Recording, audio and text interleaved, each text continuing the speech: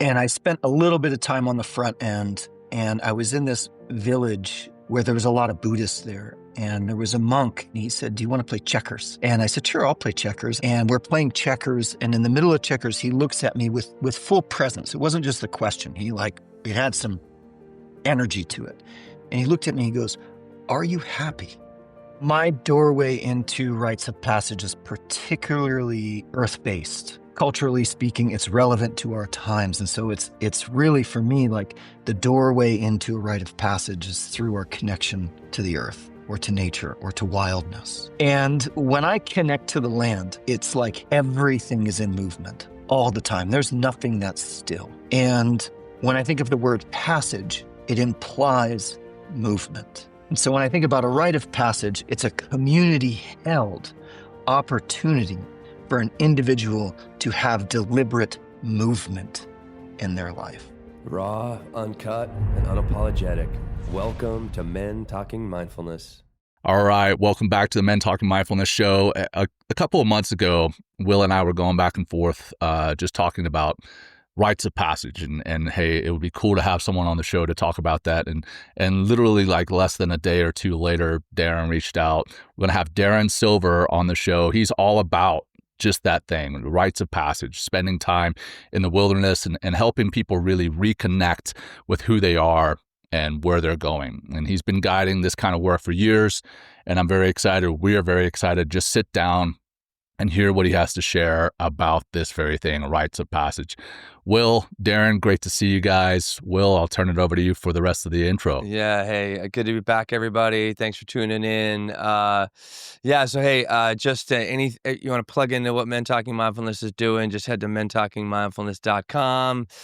Spartan race coming up October 19th in Dallas. It's only 5 weeks away. So come join us, and maybe that could be a little rite of passage, doing this 21 obstacle course, 5K, 3.1 miles, and having fun and connect with men and other people that are going to be attending as well. All right, so let's just ground ourselves with this one breath. All right, so sit up tall, get that dignified spine on line. All right, let's start with a nice little full exhale out the mouth. Let it go. Easy, easy, easy, empty out. And take one big, giant inhale. Keep going a little more. And let's hold here at the top for 3, 2, 1. Exhale, let it go. Great. Rites of passage. Here we go. And thanks everybody for tuning in. Maybe leave a review on our podcast. Maybe share it with somebody else that's out there. John, let's good. Go. Let's do it.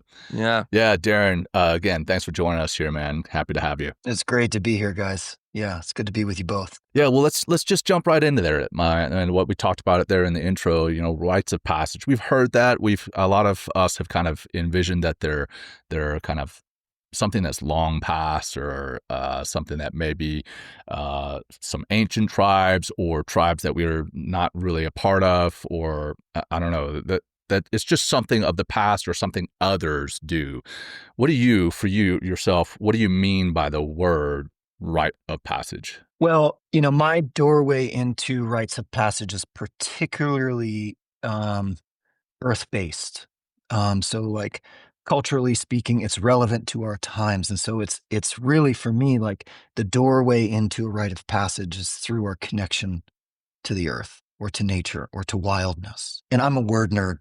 I love picking things apart a lot. great. Us too. And when I connect to the land, it's like everything is in movement all the time. There's nothing that's still.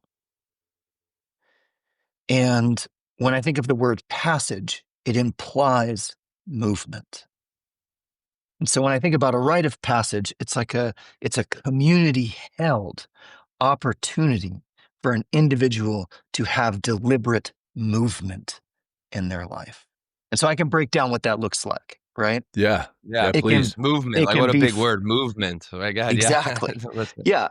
Movement from status, movement from one chapter of life to the next, movement from middle school to high school, from high school to college, I'm a little distracted because all of a sudden this like flock of turkeys just started clucking outside my door. I'm like, what is I wish going I on could fucking outside? say that.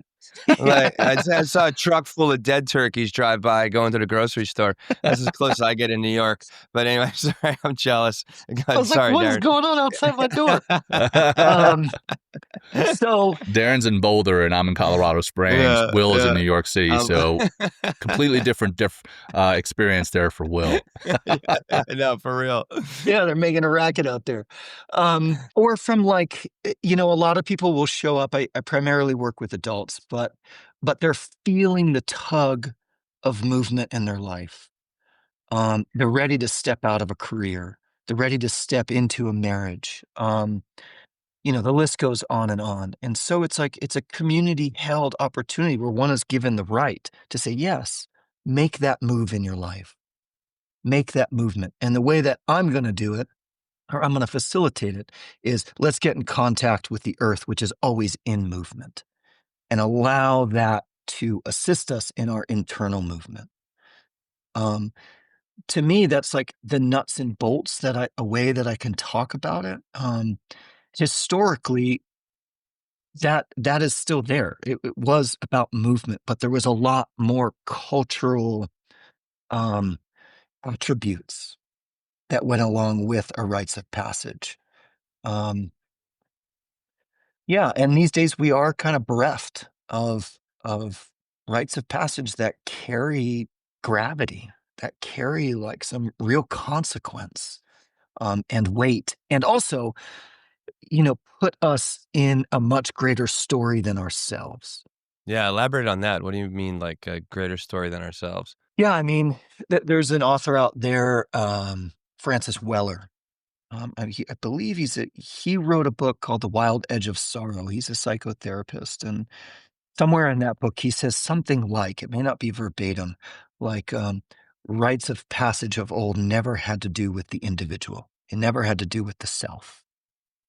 And that's the challenge that we have these days, is what is the relationship between me and my own growth and that which I'm invited to participate in, which is life, or my culture, or providership.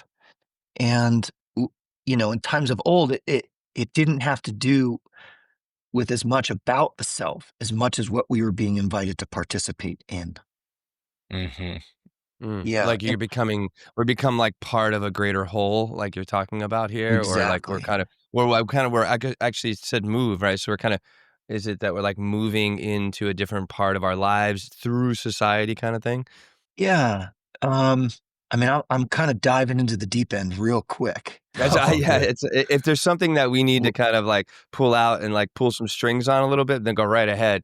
If we Well, can go deep, then it's Well, like, unless John, you're feeling something. yeah, I mean, just so my background, Darren, I don't know what you know about me, but I'm a retired Navy SEAL. And when I was going through training, there was this one guy of Native American descent. And a lot of the stuff we do is swimming. So we see one another with our shirts off all the time. And he had these two huge scars on his chest, like right up on his upper pectorals. And we were like, what the hell is that, man? He's like, oh, this comes from my rite of passage. And we're like, what is that? And he had like, you probably know better than what I about this rite of passage, but basically he had like some type of chain link or something put through his chest and then connected to a tree, and he hung off this thing until maybe he was just full of crap. But I remember him saying that this rite of passage took him from being a boy to being a man, but it also, like you said, it wasn't just about him. It was about what he was becoming a part of, and that part of that was the brotherhood or the group of men that he was becoming a part of. And that's what I kind of got from what you were just saying. It's not just about him, but it's basically about him becoming a part of something way bigger than himself. exactly. And the same mechanics are I would imagine, and a little bit of assumption there, in becoming a Navy SEAL. Oh, for sure. Oh, Yeah, 100%. Yeah. I mean, totally there. that's less about us as individuals and more of us Right. like Mm. connecting in Yeah. commiserating, like, hey, we're going through some hard things together, bonds us together. But then Yeah. when we get to the teams, the guys see us and they know that we've all gone through hell to get there. So there's Mm. at least some level of respect. Yeah, there's still a bunch of hazing and saying, hey, bunch of new guys, but there's also a level of respect. Okay, yeah, these guys made it through the training that they did to get here. So yeah, great point. Yeah, Mm. and probably trustworthiness. Like I can Oh, sure. Yeah. rely on the Very person true. next to me. And Yeah. that's, Mm. that's part of, particularly for men, part of initiation of old. Okay, speaking of, intact earth-based cultures, initiation for men was deeply being initiated into the cultural realm. Or I would say into the realm of like the beholders are the fathers and men. Initiation for women is a little bit different. It's driven actually more biologically than it is cultural. Yeah. And so, in other words, like men need a cultural substrate that's bigger than them to reside in. Men, in my experience, I'm not speaking as this is fact, are more externally informed. They need that kind of cultural holding to find direction to some degree. It's a little bit different um, for women, in my experience and my observation. So that ceremony that Native man was talking about was likely the Sundance ritual. Okay. Yeah. Tell me what that, like, Yeah, I mean, please. this I'm is so 30, curious. 20 something years ago. Yeah. So I'm sure I'm messing up the story, but yeah, tell me what No, that is. no, that feels accurate to me. Except that it's the way that I've read and observed about it is it's typically wood or bone Okay. Yeah. that I is was off on the sliced through their chain. skin, and then it's a rope. Yeah. I mean, I've Okay. heard people talk about it like chains and hooks, and it's like, it's a piece of wood, and it's brought to, it's tied to the top of a tree, Yeah. Okay. and, um, yeah, I mean, there's so many mystery teachings in there, like that I've read about of like, what was that about? And, like, who knows? I mean, it definitely involves a blood rite, Hmm. Yeah. um, which are particularly important for men. Right. So, I mean, that's what we just described is clearly anecdotal. That's one particular rite of passage. But have you seen any kind of across the different rites of passage that you know of, or that you've participated in, or that you've helped to run? Are there any certain rituals or symbols or, I don't know, cultural things that overlap across them, or not? Um, yeah, particularly for men, there often is a sacred wounding, some Mm, type of okay. sacred wound, whether in this case Mm. is the Sundance. I guided like a gap year program. Gosh, this is probably 12, 13 years ago. So 18, 19-year-olds between high school and college, not quite sure what to do. And so they do a gap year and learn more about themselves. And we were in East Africa. Um, and I got to spend a little bit of time with the Maasai people. And it was a very casual conversation, but I was like, "Can you tell me about your rites of passage?" And all of them like opened up their cheek and were like, got this tooth knocked out during my rites of passage. Some of them showed burned marks on their cheeks. And I remember just going, wow, there's some type of sacred wounding that happens. Um, what's that about? I Yeah, mean, exactly. I could Mhm. go in so many different directions about what the drawing of blood for men is. Yeah, Um, that's a great question. Go right there. Like what I mean, like I feel like a lot of this, whether it's the seals, whether it's the sun ritual practice or something like that, like you mentioned, is like almost and bringing people into society, bringing as like almost boy into manhood with other men. It's almost like there's also like a trauma bonding that goes on because you have to really go through something very deep. Like that yeah, you can lose a tooth, you can get a scar in your chest, you're gonna get whatever, burn on your face, just to, become, a different person if that's really what we're trying sure. to become here. But yeah, why does blood, The wounding. or the wounding, if you will, whether it's blood, whether it's burn, whether it's like whatever, like lost tooth or something like that. I mean, are they essential, or are these just ancient rituals that are just like, they're fucking crazy people. We need to like, and I'm not knocking anybody. I'm just trying to I'm just steel man here laughing a little bit. I'm just laughing because, and before you get into answering that, Darren, two things. One, I don't know if you've ever watched Yellowstone, the TV show. Basically, A little bit. Yeah, a little bit. Well, they all work on this ranch called the Yellowstone, and they have this brand that is a Y. Oh, and that's right. They brand all the the cows, the cattle. But then if you become a ranch hand, you kind of commit to being part of the brotherhood there at the Yellowstone, and you get the big gigantic Y branded on your chest. And so that's another anecdote. But coming back to the SEALs, you go through the initial training, and then you go through what's called SEAL qualification training, and after that you get your trident, which is a big gold emblem that you wear on your chest. And I'm pretty sure they're not allowed to do this anymore. But this is back in 2002. Once we got our trident, we all went to a big party afterwards, and some of the SEAL instructors were there, and they would take us back in a room, and all the instructors would line up, and they would just run at us full speed, no shirt on. We've got the trident there, and they pin it onto us, like punch us in the chest, and it sticks there. And now, the little prongs in the back are pinned into your chest. And then the next instructor comes up, runs across the room, punches it in the chest. And we were so excited to have that happening, which is so weird to think of. But now that you just said that wounding, that was the wounding that tied us all together. Yes, we had the training, but then we had the literal pinning of the trident into our chest, blood running down our chest. I mean, it was fucking very painful. Very painful. Looking back on it, it was kind of ridiculous. But at the same time, I walked out. I have this picture. I've got to find it somewhere. Will, I'll send it to you one day. Yeah, please. But I have this picture. I walked out of that room. I've got my trident pinned on my chest, and there's just blood running down. I'm like, yeah, I'm a man now. I don't know, like 24, 25 years old, and now I'm a man because I got this thing punched in my chest. So anyway, sorry, I digress. But the whole point there is whether it's Yellowstone, whether it's Navy SEAL pinning, whether it's this sun practice. Forgive me, I forgot the name of it there. But yeah, it does seem that there's some type of wounding across all of them. I'm thinking about something now. Like, I don't know if I've ever said it like this before, but a trauma is a wound without meaning.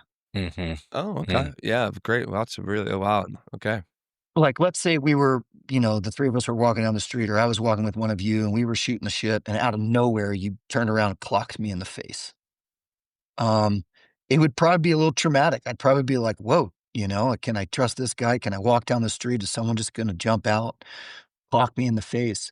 But if we were like in a heated argument and we'd gotten a fight, it probably wouldn't register the same.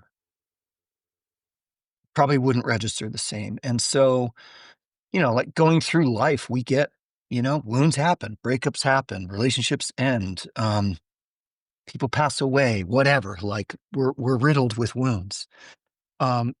But in a ritual context or in a rite of passage context, it's given this weight of meaning that I think has a little bit of a different effect than a trauma. It is kind of a physical trauma, getting the badge punched into your chest, but it also had a different meaning. It had a different effect. And I think there's something in the mechanics behind rites of passage that involve those deep physical woundings that were a little bit different consequence of binding and bonding that brought the people together. That it is like, yeah, it's a physical trauma, but not an emotional in the same way. That's just kind of what I'm thinking about that. Yeah. And Will, you asked the question, I can't remember anymore because I went down that rabbit hole in my head. I can't remember. Well, yeah. Why blood? Like, what is it about? I mean, is it, you know what I mean? It's like, yeah, what is it about drawing blood? Yeah. That is, yeah. Well, it's a part of a lot of these. Sure. I mean, blood is a mysterious life force that flows through us. And what happens when that is revealed? What mystery is brought forth? And again, I've never thought of it quite like this before. But there is a mystery that contains life force in it that is hidden and then revealed. There's something to that of drawing forth, and I particularly like. I don't know. Maybe I'm just speaking about myself, but I think there's something like built in men that. So a lot of my lineage comes from the tracker school, Tom Brown Jr. You guys Oh ever? yeah, yeah. Yeah, It's a lot of SEALs go through that. Oh, absolutely. Absolutely. Yep. He there we had a go. huge influence on the Yeah, SEALs. sure did. And he passed away a year and 2 weeks ago. But I studied with him for 20, 21 years. Um, and a lot of it has to do with tracking, which is following mystery track by track. And of course, women are drawn to tracking as well. It's not what I'm saying, but I do think that there's something in men that are drawn to follow mystery, to be informed by mystery, to wake up as, the eyelid of the world is opening at dawn and go out with our spear right into fucking mystery. Yeah, curiosity. Like, And what adventure? Like we had John Eldridge on, about Wild at Heart, right? Yeah, and he's like, that's one of the three pillars is adventure, right? You're drawn forward, you're going on the adventure, and we don't know what's going to happen on adventure, but you're still drawn forward with that. So that makes a lot of sense. And what about like a part of well, I have like one question is like, and then I have like a separate question. It's like, I mean, so many questions about this, obviously. Uh, um, so what are like what are the transformative effects of something like this? Like you said, you're working with a group of 18, 19-year-olds in that gap year where they're trying to figure themselves out and obviously give themselves and you providing some direction in their lives. When someone goes through a rite of passage, it really takes on the practices, like really dives in to the practice. Like what are some of the effects you see from that human being, from that man, if you will, or woman. I don't know how many women you work with that go as they move through and then get on the other side of this rite of passage. Yeah, I can tell a story that's like super fresh, a couple days old. Yeah, I was just out in the Northeast Kingdom of Vermont guiding a modern day vision quest, modern day rites of passage. And there's 3 days of preparation on the front end where we're all at a base camp camping. And then the heart of it is for 4 days and 4 nights. The individuals go out and they're fasting. All they have is 4 gallons of water, basic shelter, tarp, sleeping bag. And then there's 2 days of integration on the back end.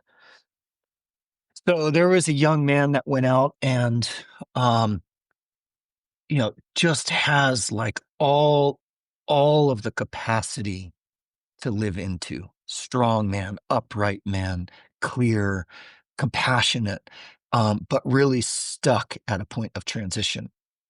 Really stuck, kind of collapsed, I would say. And sent him out, 4 gallons of water and a tarp and a sleeping bag. And um, the first day, a bear came to him, a black bear. Um, and like, I don't know, the way that he told the story 30 feet away, and he was riveted. And that was enough energy to like pull him out of his melancholy, his collapsedness, And he watched the bear for a while. He was energized, but wasn't like in terror. He didn't try to yell and scare it off. He just watched it. And I told him, I said, look, if an animal shows up like a bear or whatever it is, like it knows what you're up to. Like ask it what it's there to teach. mm, And Oh, it really hit him like, holy shit, like I got to um protect my edges so I can stand up for who I am. In other words, I need to be me enough that people can't just influence me left and right. And I swear this is what happened. He looked to the right and he saw a dead standing tree, but it wasn't, it was probably 10 feet high. And he said he turned into a fucking bear and tore that thing to bits, like tore it to bits. And he was in it. He wasn't Wow. acting or pretending or making theatrics. Like, he was yelling. And part of that anger was in contact, in connection with himself in some way. Like this old god that I like to call goes by the name of wait a fucking minute, that we all need to call on from some time, like, Yeah. hey, I need to stand up for myself. And he tore it to bits. I mean, drooling, snotting, yelling, growling. And there was it was a soft, dead standing tree, Yeah. Yeah. and Yeah. it was just shrapnel everywhere of wood. Yeah. And Wow. he sat there and then he wept and he Oh, wow. wept and he wept. And he wept till he didn't have any tears left in him. And he crossed that river of grief into courage, into love, into piecing himself back together. And he looked at all of this, torn apart tree. And he said, I'm going to make a shrine out of this.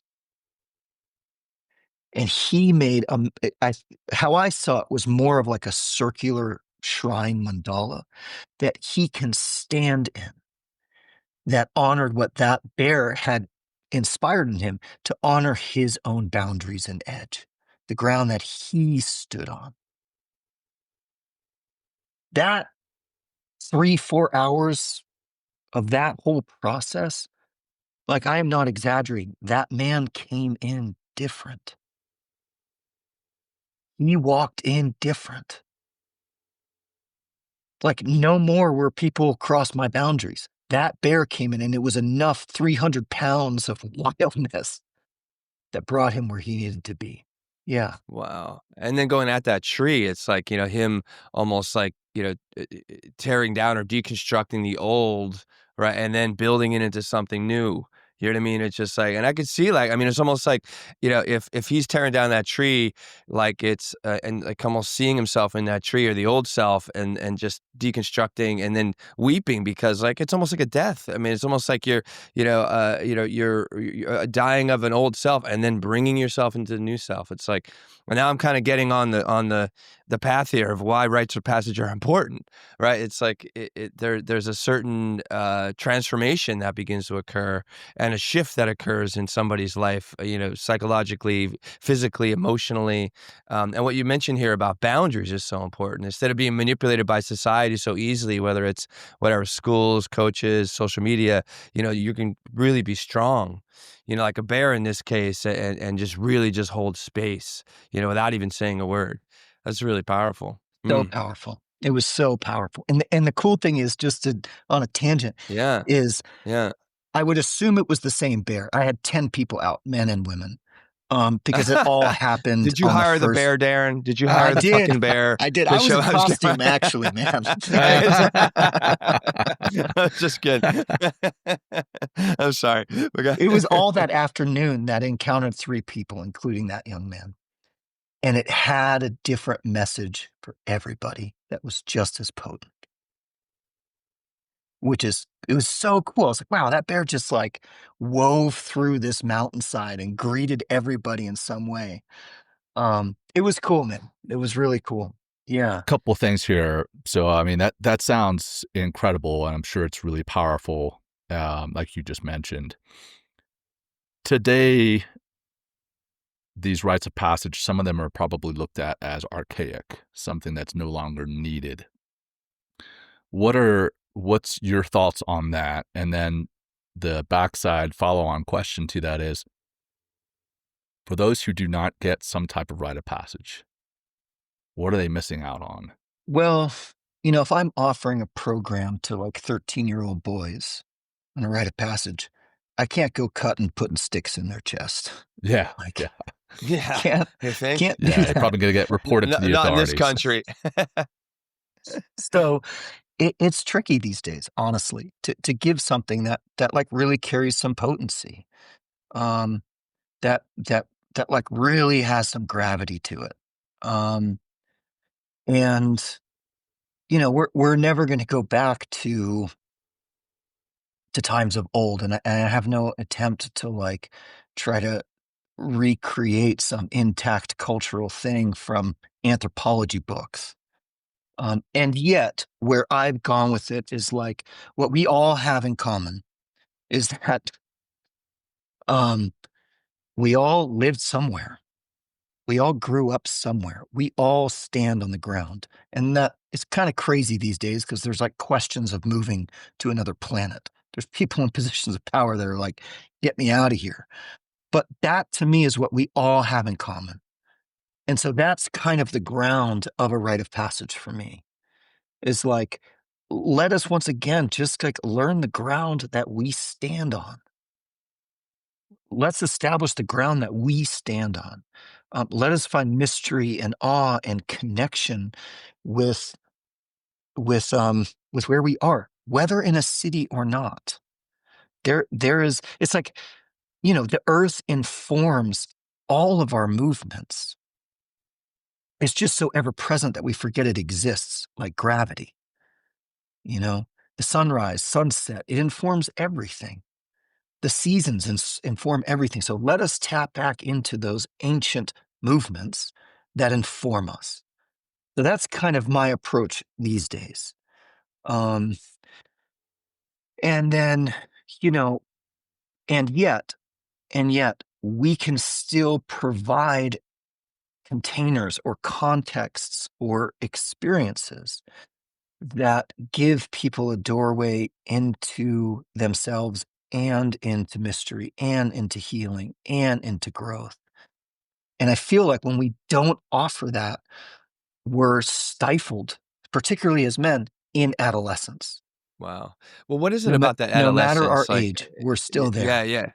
Right. Yeah. Well, and like as I was researching for the show, and we talk about all different types of things on the show about men and masculinity, and one thing that came up for me are just like, well, I mean, is this a way, rites of passage to kind of keep our ego in check, right? Which can be, inflated by, especially at a younger age, like 13, 14, 15, is like this testosterone now that we have in our body, right? Which really can make us like, we really show up differently in the world. And is this a way that just kind of, lets us know, like you mentioned, like that we're part of something bigger than ourselves. We're part of an earth. We're part of this amazing earth that it just creates so much humility because it could just, in a second, our life can change because of how incredibly powerful the planet is. But also, like in society, it's just like we are now have another level of responsibility in society because of how we've changed as human beings, right? So that we need to be seen, right, as this new human being, but also uh be on the lookout of like, hey, like it's not all about me. It's not all about like my desires. It's not all about going about life in just a me way. Like, what about the we way, if you will? Is that kind of tied into this, or that's kind of the way that I've been processing and synthesizing this as I studied, to get ready for this interview? Yeah, I would say absolutely, it is about maturing. It is about stepping into responsibility. It is keeping self-centeredness at bay. And that's another element of rites of passage of old, is like it was and still is um like a cultural insurance policy that we as a people will continue the way that we live. There are young men that know how to hunt and can return with something. Like, we as a people will survive because they know. And it is in our culture. It's education system. It's, all the pieces. What's missing is it doesn't carry that mythic context. It doesn't carry that explicit, this is for you to learn how to be a river for your people. But it is preparation to perpetuate. It's preparation to perpetuate the society that we have. Yeah. It also, to some degree, in my opinion, is missing some core ingredients about that it's not just about humans. It's like our actions also influence the planet that we live on. So we have to become connected enough that our actions are perpetuating everything, right? It's not just us perpetuating as humans. And that's like an ingredient that's missing now in those rites of passage of getting a driver's license or going to education or a training for work. And yet it's all still there. The sense of responsibility, the sense of growing up. It just, in my opinion, is missing that sense of like, you're not as important as what you're being invited to participate in, which is life on a much grander scale. So you talked about like if without going through a rite of passage, we're kind of trapped in this adolescence. Maybe that was the wrong word, but for critics of rites of passage, maybe there's someone who has a son, maybe the parent didn't go through a rite of passage, and they think that their son going through any type of rite of passage is a bunch of bullshit. What do you say to that? How long do you want to be a parent to a 13-year-old? Yeah. Great point. Or a Great good point. parent. I mean, that's a little bit of a smart ass answer. Sorry, No, listeners. no, but at the same time, I'm fucking with you, man. Yeah. Yeah. Well, what I would say is find the place where it doesn't have to be land-based. It doesn't have to be a wilderness quest. It doesn't have to be any of that. It's like, then create the container where their son can be given the opportunity to step into something different about themselves and their identity. Big part of adolescence is it's wrought with contradiction and adventure and finding the edge. There's an elder that I came into contact. He never like really became my elder, but he said that it stuck with me. He said, Darren, if you're not living on the edge, you're taking up too much fucking room. I love that. Is Wow. so good. Yeah. And that's Yeah. of adolescence of like, where is my edge? Yeah. Where Right. is it? And I don't know about you guys, but when I was 13, 16, 17, I found that edge in ways that were like, definitely Oh, didn't me bring too. me into like a sense of health. Yeah. No. Oh, yeah. Yeah, Exactly. I was a bit of a destructive teen. You know what I mean? Pushing edges. I literally like fucking like, walking the edge of like the law. I was just doing dumb shit like deliberately, or not even consciously. Just like, this is what I do because I was alive. I was like, this is adventure, man. You know what I mean? This is like, soap and car, like, what do they call it? What's the night before Halloween, John? That they call All it Hallows Eve. yeah, Hallows Eve, but it was like this certain mischief night. And we used to go out and soap cars and shit, and like, we throwing eggs and doing all this mischievous stuff, a mischief night. And it was like we looked forward to that more than Halloween, especially when we got, into that adolescence. But yeah, Totally. keep going. Like, yeah, Yeah, because I so, felt like- that I needed that. Yeah, I needed to know where the edge was so I could be pulled back. And it was like, luckily I didn't get into too much trouble, but I definitely I walked that edge, and it was fun and exciting, but it was scary when you're, when someone's chasing you down the street, for Sure. a line that you crossed. Yeah. Sure. Yeah. Yeah. And it's like, adolescence is wrought with that kind of paradox and contradiction. It's like we're trying to find our edge because we want to discover who we are, what our limits, what our capacity is. And at the same time, on the other side of the coin, we're asking um, where do I belong? Who are my friends? Who are my people? Who shares the same values that I'm discovering about myself? Who likes to climb rocks? Who likes to skateboard? Who likes to fish? Who likes to this type of music? And so there's this like real tension kind of dance of like, who am I? And then where do I belong? And that's all like kind of adolescent figuring out. That hopefully in adulthood, it's like, hey, I know who I am and I know who my people are and I know what I have to give. I know this is what I love and I'm going to do it. And there's so many men that show up to my programs that are like, man, I've spent the last 25 years doing a job that was never me. that I do not like, and I am burnt out, and I lost my marriage and I lost my kids because of it. I'm never doing that again. I'm going to do what I love. And that's adolescent stuff, you know? That's how can I find what I love so that when I'm an adult, I can be generative to me and those people around me doing what I love. It's not easy these days. Of course it's not. But can we find the balance in there? Can we find the balance? And so that's a little bit of like adolescent high drama kind of figuring out that can take place. Like in the story I told, that all played out in a moment with a bear. It all played out. Edge, terror. Am I going to die? Am I going to live? Who am I? Where do I stand? You know, how can I turn this into something that's life-giving? Wait a second. All of this woundedness, I can actually make into something beautiful here. You know? And so anyways, to go back to the question, it's like, it doesn't have to be that for parents. It could be like, how can you create the context where they can step into that sense of responsibility that carries enough gravity and edge to it that we discover who we are. Yeah. What about the flip side of that same coin? So you've got different organizations saying that they have to administer a rite of passage to be a part of that organization, maybe like a secret society, or maybe not even as complex as a secret, like fraternities. Think about right? Exactly, fraternities. Yeah, like, my God,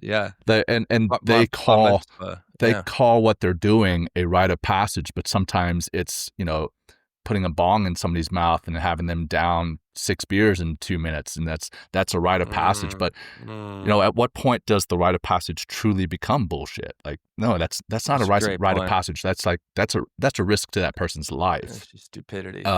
When does the quote unquote rite of passage become, like Will said, stupidity? Yeah, or hurtful or something, right? Yeah, dangerous. Yeah. I think it comes down to what you said before, and maybe I'm answering my own question here. What did you say? Trauma is a wound without purpose. Maybe that's okay. When does the rite of passage become completely purposeless? Maybe and macho in some ways. You know what I mean? Like, you think about the beer and the bongs and that kind of stuff, and like doing, it's just almost like, hey, look how tough I am. Keg stands, and it's like, again, I think it's like literally, it's all like a massive abuse of your testosterone. I feel, because I might remember those days. I know I keep coming back to it. I don't know, but it's like I think as men we need some sort of regulator, and like society can be that regulator as we move through a rite of passage.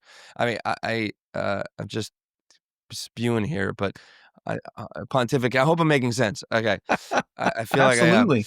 I mean, there's times I think about my high school years or adolescence years, and I'm like, oh my God, was I a moron? Oh yeah. How am I still alive? Like, no shit. How did I slip out of that pickle and not get totally busted and in jail and have a totally different life? Yeah, thank God iPhones didn't exist when I was in high school, man. iPhones and YouTube and everything else, I never would have made it out alive. Yeah, we wouldn't have this show. We'd just be shamed out of having the show. That's right. Anyway, I think we're highlighting it all here. It's like, when is it actually not life-giving and destructive to a point? That the purpose, it doesn't bring us into a context that overall is life-giving.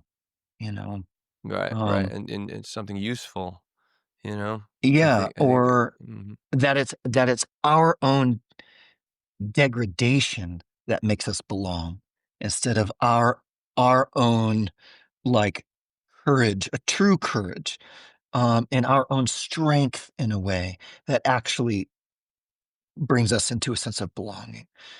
Yeah. There's no growth there, right? They're like doing the keg stands and the bongs and like all that other, like, I've done both of those, and I never came out of them saying, I am stronger now. I came out thinking, oh man, that was stupid. With a hangover the next day. Yeah, totally. Yeah. So, okay. I think that could probably be the line is when it becomes self-destructive or destructive, and there's no growth. Yeah. All right. Yeah. Well, what about like for dads? So I've got a young 6-year-old little boy. I've got three kids, but my son, if I wanted to, you know, get him through a rite of passage, how would I, as the father, go about doing that? What does that look like? You know, if I don't want to send him to Darren Silver to do it, I want to help to bring my son into manhood myself. What would you recommend for the fathers who are listening? Well, um, it's you got something, Will? No, I was thinking, can it be done by the father? Yeah, I was just thinking that as Because of us. how deep that relationship is, you know what I mean? Yeah. Like, or does it have to be there's a guide like yourself or, a coach or, whatever, a program or something like that? I'm just yeah. Yeah. Yeah. It is it's a little bit trickier for fathers to do it for their sons. And that's like it and yet it's like it's necessary for the father to be present and meet their children or their son like with the changes that are happening. And so, I mean, the short answer is, and I say this generally as uncles, but like other men that they're surrounded with that are your friends or our friends, like that there's a team of uncles that are keeping this young lad in check, in some way, and deliberately holding them through this transition. Um, and if there is an intact family, it doesn't have to be intact, but let's say mom is in the picture in some capacity, that is actually spoken of and ritualized. And it can be the simplest of ways where there is a conversation between mom and son of like, um, I'm going to step back a little bit and so that you can step into the responsibilities of your dad's world. And then there's a 2-hour dinner with father and son after mom has that. Like, hey, I'm going to step back a little bit and I'm not going to nourish you as much because the nourishment's going to come from your father a little bit more now.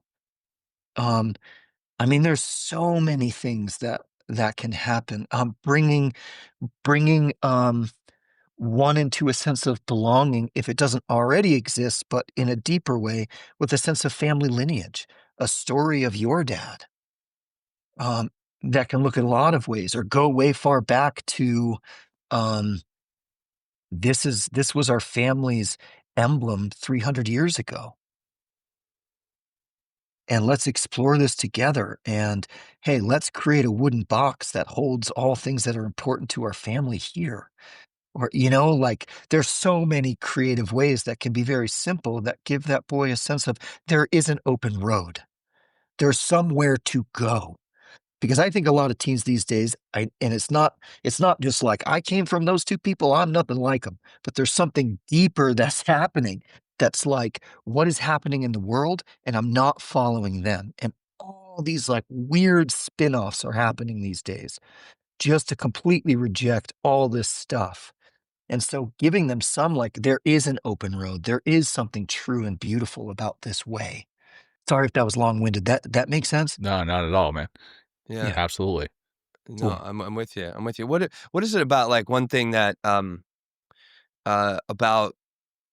rites of passage is like being seen afterwards or being like seen differently. I've also heard stories of certain rites of passage like, when the son comes back to the family, the mother needs to be like reintroduced to her son because it's no longer the same, young man, and now it's like somebody different. Like, so like, could you take us through the importance of the society, like really seeing, accepting, and almost congratulating, this, a person that's gone through rite of passage, that kind of adds to like, all right, I'm fucking different now or something, Yeah. It's essential. Like, it's absolutely essential to have some type of honoring of returning back from these big experiences. Um, and, in all of my master's degree and, initiation, mythology of initiation and the dirt time of doing this stuff, it's like, what are we being initiated into? Like what is there to return to? It's not like the Messiah where I went through my initiation and now I can get married. It's clear prior to that. And if I didn't make it, no wife for me, you know?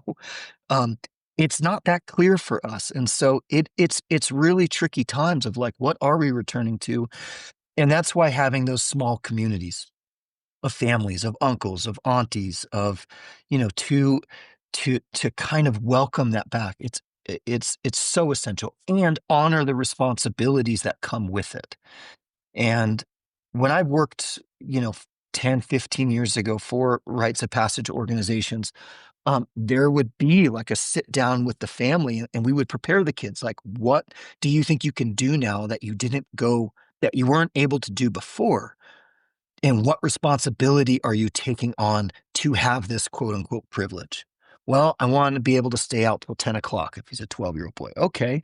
Well, what's the responsibility that you have to yourself to show that and build trust with your parents? So that's part of what that looked like.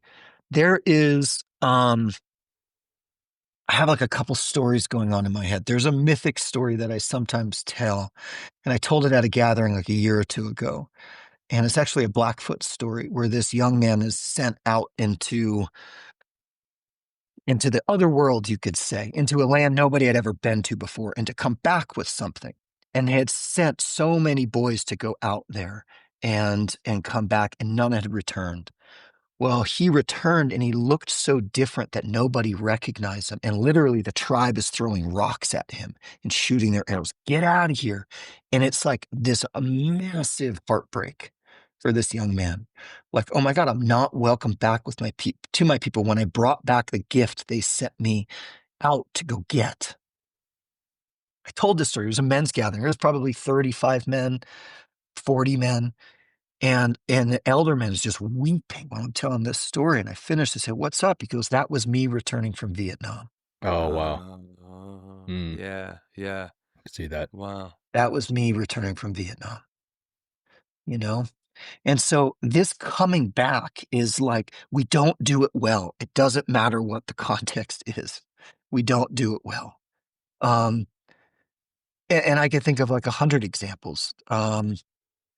Wedding ceremonies. They're beautiful. They're fun. And I would say, the divorce rate is what, like 60% these days? It's like we have this grand celebration. Do we actually hold the people after? We're holding you as a couple. We're here for you. Yeah, we're You seeing know, you. Yeah, witnessing this we event. we got you for the long haul and the long dance. It's like we don't do that part well, and so it's hard. It's like I have more questions than I have answers about that. Yeah. And on it Well, what would be your carries. recipe for doing it well? What would be your recipe for doing it well? Coming back, Yeah. the reintegration. What would be your recipe? Like having gone through so many of these things. Well, what I told these people that just went out with me, I said, insights, transformations, quote unquote, visions that occurred for you out in the wilderness will stay alive if you maintain your connection to the wilderness or to nature. So you find a place where you can go to once a week and make contact with the earth to keep that alive. And so it's like, does one create the context where we can keep whatever we touched alive, whatever that may be? Another one is to embrace consequence. What do you mean by that? Yeah, you elaborate. wanted I know what life embrace consequence means, but like in this context. in this context. It's like you wanted this change, and now you're going to go out there and the change happened. Are you willing to embrace the consequence of the change that happened for yourself? Because it will be tested. Because I can promise you that 99% of the population didn't do what you just did. They'll think you're half nuts for fasting in the woods, Or the CEO I take out and he goes, and I'm not kidding, I mean straight and narrow and cubic like as you can get, and going, "A fucking birch tree, talk to me." He didn't hear it, but it came. He goes, Yeah, and I he wept sensed it. and wept. It made contact with something. It's like, yeah, dude, do not say that in the office place. Yeah. I know Probably what you won't mean. go over well. Yeah, I know exactly what you mean. Don't say that. But hold that close and don't forget it. It was real what happened, You experience forgiveness in a way you never have, that you've gone to therapy for 25 years trying to get at, and it completed. It's done. But can you embrace that? Can you embrace, like, most people don't want to change. They think about it, and then the change happens, and they're like, what the hell? Everything that I made sense of before no longer made sense because I'm no longer experiencing it through that trauma. Right, right. And seeing things through that lens, like wow, you had a completely different experience, and therefore you have a different worldview. I guess that's a big part of this too. It's like your worldview really begins to shift in a major way. So what you used to process, prior to the experience, now how you process, it has fundamentally changed. Like the CEO that you're talking about, and it's like, I like that you mentioned staying in contact with that, like getting back to nature or getting back to that totem or whatever that is and make contact. Right. Yeah, that's got to be like, it's like a practice. Like, I meditate every day. It's not like that's my rite of passage, but it's a reminder. It creates that reference point. It lets me know that I have peace within and I can act through a place of peace. Right. And all the different things that, accessing my peaceful nature really begins to bring forth. I'm more kind and more patient, more agreeable. Like I listen more than I speak sometimes, that kind of thing is what peace is. And I'm able to find more happiness and be more content and let things kind of flow as they are, instead of always, with my selfish ego, trying to control the rest of the world in some ways, or demand like the world like meets my needs, which is absolute total bullshit. I'll just say one thing real quick on this last Yeah. quest. There was a Yeah. rabbi on the quest. Okay. Yeah. And I've never had that experience before. Mm. And I was intimidated. I was like, I don't know anything about Judaism. Like I'm hope I'm able to support this guy. And he Yeah. came out, and I kid you not, he was a little pissed at me that change happened. Uh-oh. Really? N Why? not pissed at me, like, in a personal way, but he had an edge. Like, "It fucking happened. You're telling me this is gonna last?" Like, Interesting. that's our relationship with actually when change happens. It's tricky, Mm. Yeah. especially in a society at large that values certainty so much. Mm. Hmm. It's like, "Wait a second, change happened, now Mm. what?" He wasn't genuinely angry at me, but he was like, "It happened." He had this edge of like, "You're telling me this, like, that it happened? Hear what you're saying, man. You're saying it, not Yeah. me." You know? Yeah. So, Yeah, I mean it's yeah, it's kind of like I guess the closest thing that I can think of is when we all lose our innocence, quote unquote, right? We look forward to that until we do, and then yeah, there's a little part of us that celebrates, oh yeah, I lost my virginity or whatever, and then and then at the same time you're like, I can never go back. I'm changed. I can never go exactly. back. I'm not better or worse. I'm just Mm. changed. And I can never go Mm. back to that. It makes me think of that song "Return to the Innocence." But anyway, that's another another squirrel hole I'm going down. But the last question I have, Darren, is Will and I met in Costa Rica. We worked together for years, but before we actually met in person, we met in Costa Rica. We were down there for a psilocybin retreat.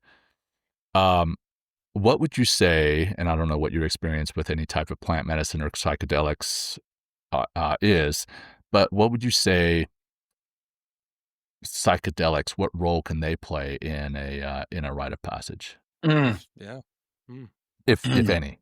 Yeah. Absolutely. They absolutely are initiatory in the context of a rite of passage. I mean, of course, speaking about adolescence, I ate plenty of mushrooms when I was a teenager. Walking that edge. I walked it, man. I went to, you know, I wanted to find mystery, Yeah, yeah, um, you fucking found it. and I can understand as an adult in a ritualized way, it's very different than that. So I'm familiar with it. It's not as much been my path as an adult, but I'm certainly familiar with it in a ritual context as an adult. Um, so I'm gonna broaden it out and then narrow it down real quick. So, and I'll try to speak with brevity. So In the natural world, there's a teaching comes from Tom Brown, the Tracker School, of called baseline. And so baseline is often defined as sound and motion in the natural world. So at sunrise, there's this think about springtime. There's this massive increase in sound and motion with songbirds and movement of animals. And then it kind of, as the day warms up, it goes down. In the middle of the day, a little bit of feeding, and again at sunset. Baseline is sound and motion in the natural world. And there's not only that, there's frogs at night, and there's raccoons, and there's when the deer move to feed, and where they bed, and where they seek protection. There's all these different baselines. We too, as individuals, have a baseline. You know, in a city, there's a baseline. There is an increase of sound and motion that I said in the beginning is informed by the natural baseline of the earth. But on our inside, we have our own baseline. We have a particular way that we generally feel. There are ways that we navigate the world, the lenses that we see through. And an initiatory experience is when there is an interruption in that baseline. We get a glimpse into a different way to perceive and a different place to move from within ourselves. I'm no longer moving from shame or fear. It got interrupted, and now I have a choice. Just like that man with the bear, I got a choice now. I can move from a couple different places. And I would call that an interruption in the baseline. So when it comes to plant medicines, it is a dramatic interruption in our baseline. Super dramatic. It's 5 hours or 10 hours of like, I'm experiencing myself in the world in a very different way. Even like, to some degree of like, I don't even have a self that I'm experiencing this through, you know? And so again, the tricky part is how do I bring this back and integrate it? How do I maintain that interruption where I have choice now of how I want to perceive or be in a relationship with myself? So it can be incredibly powerful. It is an interruption. A vision quest is an interruption as well, but it's not as like what I say is people come back and they don't know how sensitive they've become because the duration is so gradual. Like people don't realize until they get in their car and they're driving, they're like, I want to go 5 miles an hour down the highway. Like, wow, I so actually true. did, I'm in a different baseline now. With plant medicine, it's like, wow, I definitely got blasted out. And so it absolutely is an interruption in that. And again, it's the return. How do I bring this home? How do I maintain that sense of choice that I see? Makes sense. Right on. Yeah. Last thing I'll say or ask is like, do you recommend kind of that disruption of baseline on a regular basis? Like, you know what I mean? Like, whether it's, I just was in Peru for 16 days and I did this very challenging hike, like at altitude, almost 17,000 feet, sleeping at 17,000 feet. And it was fucking hard.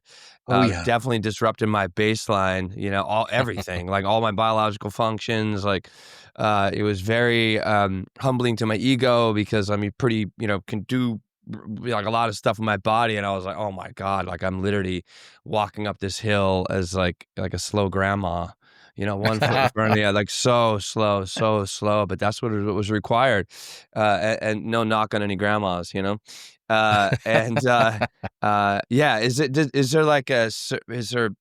should we always kind of dial into that part of the self where we really begin to, fuck with that baseline? Yeah, Is that healthy? your guys' questions are awesome. Thank you for these questions, but both of you. You're welcome. Thanks for listening. I talked about Passage. equating passage and rites of passage to movement. In some way, the dance partner to movement is stability. And so it's like, do I have enough stability that I can create movement? And does my movement bring me back to stability? So it's like, how much to do? It's like, wow, I created a lot of movement. Well, it's dance partner stability. Can I bring all that movement into stability?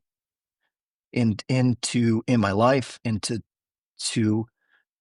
disciplines, to practices that it actually influences me in the way that I live in the day-to-day. And then I want to create more movement. But there has to be the stabilizing of those experiences for me. That's how I guide people. It's like And some of it takes years. I would guide people for years, guide my prayers like, wow, can we live? Can I live? Can we live closer to nature? And then it's like, well, wait a second. How well am I integrating that? Okay, I need to stabilize that and grow a garden, whatever it may be. I'm making up where it's stabilized. And okay, I'm ready for the next engagement with radical movement. And then I'll stabilize that. And that's the actual process of change. Wow, I need to take care of myself, but I'm not going to go to the gym. And it's like I keep eating, going on vision quest so I can take care of it. It's like, well, go to the fucking gym, then do your next vision quest. You know what I mean? Yeah. Cool.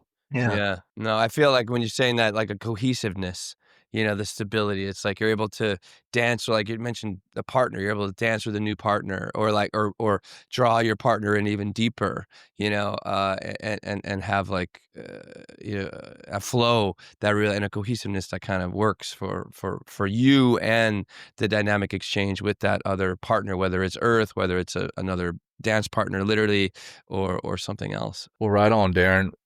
This has been a fascinating conversation. Thank you for bearing with our questions. No, they're great questions. I don't know that they're all great, but awesome. Well, if our listeners, wanted to get a hold of you or find out more about what it is you do, what's the best way for them to find you? Yeah. Thanks for that. My website's probably the best way. DarrenSilver.earth. Yeah. DARREN. Okay. I love that. Yeah. .earth. Yeah. I want to fucking dot earth everything. I think that's the first dot earth I've ever heard of. That's I want a dot earth URL. God damn you, Darren. That's so cool. I would have got .com, but somebody else had it. And then no, fucking dot earth. Smart, really man. Smart. All right. Well, Darren, this has been awesome. Will, I'll turn it over to you for any last things to wrap it up, my friend. No, just lots of thanks. Like, it really helps me understand why these are important. Yeah, that's it. That's all I really got. I mean, well, one burning question is like, if some guys out there and wondering like, is this right for me? Where do I start? Like, is it right? I'm like, whatever age, 48 years old, like this rite of passage stuff is BS. I'll just keep going on with my prescripted life. What do you have to say to them? Well, just to get sensitive enough to see if they're called and what is it that they're called to. But the first thing that came to my mind was, I don't know how my parents let me do that. I truly don't. I'd figured out a way to to get college credit for spending 6 or 8 weeks backpacking through the Himalayas when I was 20. Oh, wow. That's awesome. Okay. And I spent a little bit of time on the front end, and I was in this village where there was a lot of Buddhists there. And there was a monk at this small little cafe, and he said, "Do you want to play checkers?" And I said, "Sure, I'll play checkers." And this is 21 years ago. And we're playing checkers. And in the middle of checkers, he looks at me with full presence. It wasn't just a question. It had some energy to it. And he looked at me, he goes, "Are you happy?" There you go. And it hit me. And I brushed it off. Yeah, of course. Yeah, I'm happy. Mm-hmm. I'm sure. But it stuck with me for the next 4 months when I was in India. Am I happy? Do I have a sense of joy and peace and purpose in my life? And that was very much a beginning. And so that's the question I would ask to those people. Okay, are you happy with your life? Yeah. Yeah. That's a great way to end this, And if you're not, hit up Darren, or find a vision quest, or get back to nature. That's a lot of pressure to put on Darren. Nah, if you're not happy, find Darren. Don't fuck it up, Darren. All right.